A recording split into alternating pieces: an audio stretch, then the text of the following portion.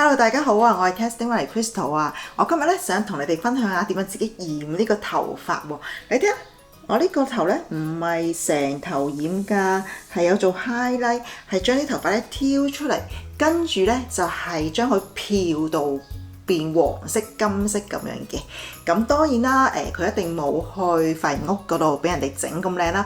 但係咧，我覺得其實佢個效果咧，我都覺得幾滿意㗎，咁所以咧今日就嚟分享下。咁我嘅用品咧都係喺呢個 Temu 嗰度買嘅喎。咁就有呢個帽啦，呢個帽咧就係我嚟即係戴上頭上邊挑啲頭髮出嚟嘅。咁跟住咧就會有呢個漂粉啦。而呢一個咧就係喺奧地利度買嘅，其實因為我之前都有染頭髮㗎嘛，咁呢個都買咗2年㗎啦，咁就用唔晒，咁我而家咧就用埋佢。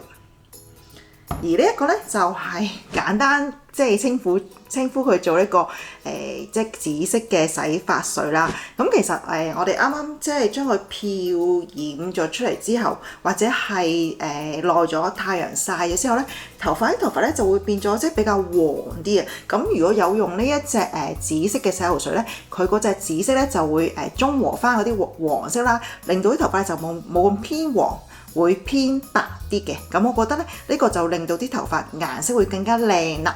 咁喺未分享我點樣漂呢個頭髮之前呢，我都想同你分享下點解我會去到自己染頭髮啦。咁其實隨住年紀越嚟越大啦，咁就慢慢都會有好多白頭髮噶啦。咁呢，我以前就會即係去染翻去做黑色啦，或者係啡色，即係去遮翻啲白頭髮啦。咁都做咗好幾年，都係用咁樣嘅方法。咁但係年紀越嚟越大啦，咁發現咧越嚟越多白頭髮咯喎。咁嗰啲染嘅黑色或者啡色咧，佢好快就退㗎啦。咁尤其是前邊呢啲頭髮咧，咁佢好快甩咗色啦。咁啊，就好核突咯。咁啊，成頭好似好黑，跟住有幾條白色咁樣。咁所以咧，我就會買呢隻mascara 啦，即係好似我嚟搽眼睫毛嘅 mascara。咁佢咧就係我嚟黑色嘅，咁佢就可以咁樣搽翻逐條搽翻啲白頭髮。咁啊，開頭啲白頭髮唔係好多嘅時候都 OK 嘅，咁啊越生越多。咁啊前面咧就一大執啊。咁我就諗，咁我上年開始諗，咁點算咧？好似好核突咁樣喎。咁於是我就諗，不如咧我漂咗佢啦。咁因為如果我漂咗佢之後咧，咁啲白頭髮生出嚟嗰時咪冇咁片眼，因為我頭髮好似即係做咗 highlight 咁啊嘛，金金地啦。咁白頭髮啊、黑頭髮咁啊，整出嚟咧就唔係咁明顯啊。咁我喺奧地利度整嘅，咁我整咗2次啦。第一次咧就係200歐，第二次咧就整咗180歐。咁咧貴唔貴咧？其實都見仁見智嘅。不過對於我哋呢啲即係冇收入啦，要食老本嘅移民人士嚟講咧，其實都幾貴嘅。不過出嚟個效果咧，我就覺得好好，我自己就好中意咯。咁所以我就諗，其實我1年都係染過2次啫。咁同埋因為佢漂啊嘛，所以佢嗰啲顏色係唔會退嘅。咁只係會可能會慢慢黃色啦。咁就即係用翻呢啲purple shampoo 啦。咁其實都 OK，咁我就說服到自己咧，就以後都會1年做2次去漂，即係去 highlight 漂翻啦。咁啊，但係我上2個月咧就想剪短啲頭髮啦。咁我當其時咧都去 book 個髮型師咧，都同佢講我即係 book 3個鐘頭嘅，我就想染，跟住就剪咁樣啦。咁點知我去嗰日咧，個髮型師就同我講，我要喺剪之前去染啊。咁佢話點解咧？因為我剪短咗之後咧，佢冇辦法揸住我啲頭髮咧去挑啲頭髮出嚟啊！咁我話：哎呀，咁我計唔上啦，因為佢呢度咧計你用咗幾多塊啲錫紙啦，咁同埋咧你用咗幾多重量嘅染髮劑咧去收錢嘅。咁我啲頭髮咁長啦，咁我漂完之後再剪，咁我咪好嘥咯，咪嘥晒錢咯。咁我就同佢講：我唔想咁樣啊，咁樣喎。咁但係我自己咧，就唔係好過意得去，因為我 book 咗佢3個鐘頭嘛。咁如果我唔做染頭髮咧，咁就可能1個鐘頭到就剪完啦。咁我就唔係幾幾好意思啊。咁我就同佢講啊，不如咧就剪完之後就成頭去漂啦。咁因為如果我成頭漂嘅話咧，就唔會即係存在個問題，佢攞唔到啲頭髮啊嘛。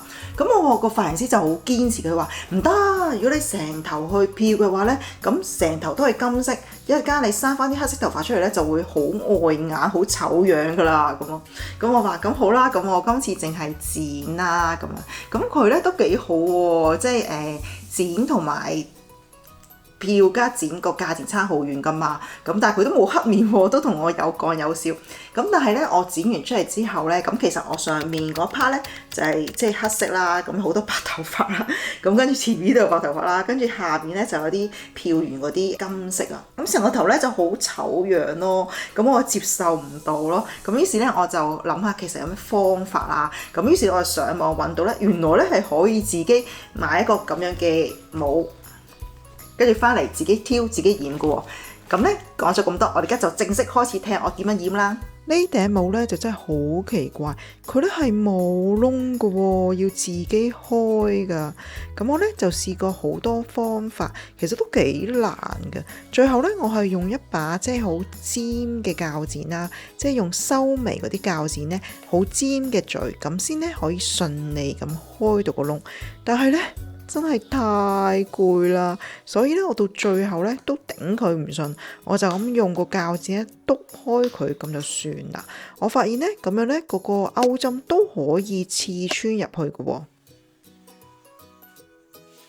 其實要自己去挑啲頭髮出嚟咧都幾難嘅，咁真係要憑感覺啦，自己去摸下嗰啲凹凸位，跟住咧就伸嗰個勾針去撩啲頭髮出嚟咯。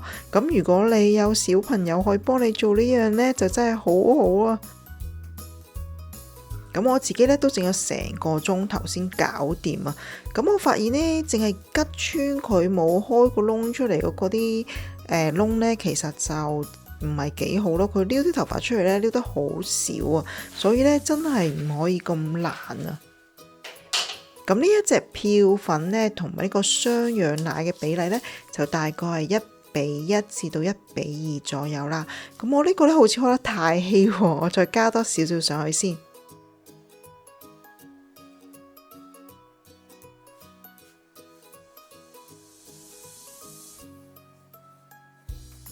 跟住呢，我就會等30分鐘嘅。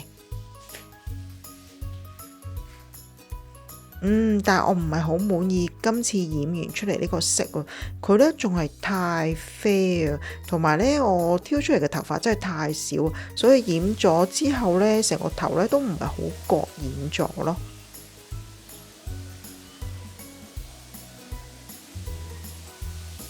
咁我咧就會喺3個星期之後再染多次嘅，咁但係未染之前呢，都要將個帽咧個窿咧全部開翻晒佢，唔可以咁難啊！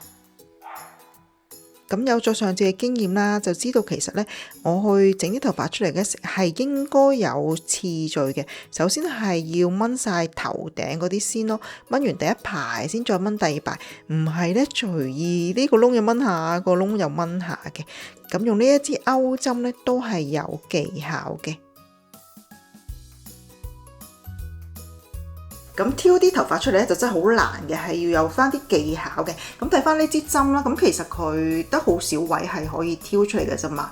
咁我咧就一定要咧知道其實邊係前邊咯。咁我就會認住啊，其實呢度咧係有啲字有粒突位嘅。咁我摸到一粒突位就知道佢係前邊啦。咁我咧就可以即係無論我喺邊個方向，我都係記住喺呢度咁樣撩出嚟，因為係咁樣先會撩到出嚟咯。我向左、向右、向後咧，基本上都撩唔到啲頭髮出嚟嘅。咁所以呢個係其中一個技巧，我第2次染嘅時候可以掹到好多頭髮出嚟咯。今次咧呢個漂粉咧，我就會開得結啲啦。咁搽完上個頭之後咧，我仲會用嘅手咧去捽翻勻啲漂白劑咯。今次咧我就會等40分鐘。未洗之前望下佢咧都幾金噶咯喎，咁佢今次咧就染得幾好啦，啲顏色我都幾中意。咁我今次咧就會用埋呢個紫色嘅洗頭水啦。咁洗完出嚟咧都係比較金噶喎，可能咧因為啲頭髮仲係濕啊。哇，話時話點解我頭頂嘅頭髮好似咁少咁嘅？平時冇照開咧都唔覺啊。希望你哋中意我今次嘅分享啦。如果你想知道我上次喺 Temu 嗰度買咗啲乜嘢嘅話咧，可以睇翻呢套片㗎。我哋下次見啦，拜拜。